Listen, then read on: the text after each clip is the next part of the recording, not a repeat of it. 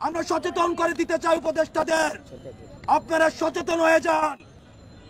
আপনাদেরকে ছাত্র জনতা প্রতিহত করবে, সুতরাং খুনিদেরকে পুনর্বাসন করার কোন ধরনের চিন্তা আপনারা করবেন না।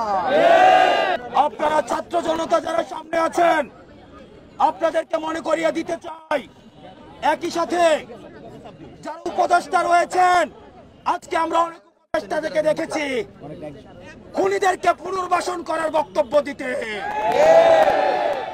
আমরা সেই সব উপদেষ্টাদেরকে মনে করিয়ে দিতে চাই, ছাত্র জনতার অভ্যুত্থানের মধ্য দিয়ে আপনি উপদেষ্টা হয়েছেন।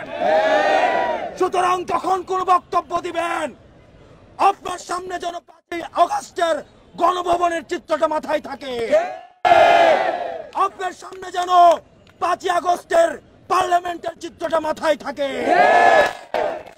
যারা স্বৈরাচারকে পুনর্বাসন করতে চায়, যারা খুনি হাসিনাকে পুনর্বাসনের মতো বক্তব্য দিতে চায়, আমরা ছাত্র জনতা যেভাবে তাদেরকে উপদেষ্টা বানিয়েছি, ঠিক একইভাবে গদি থেকে ছুড়ে নামাতে আমরা দিতে। আজকের এই মঞ্চ থেকে আমি 3টি দাবি জানাতে চাই।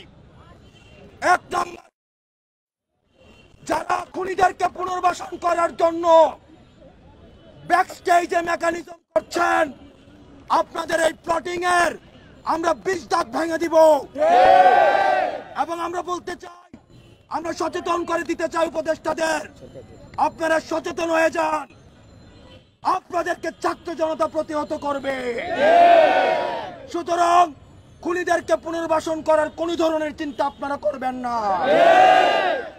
আমার 2 নম্বর আহ্বান মিডিয়া ভাইদের প্রতি, গণমাধ্যমের সাথে আমাদের সৌহার্দ্যপূর্ণ সম্পর্ক ছিল, আমাদের তাদের সাথে সৌহার্দ্যপূর্ণ সম্পর্ক ছিল, আছে এবং থাকবে।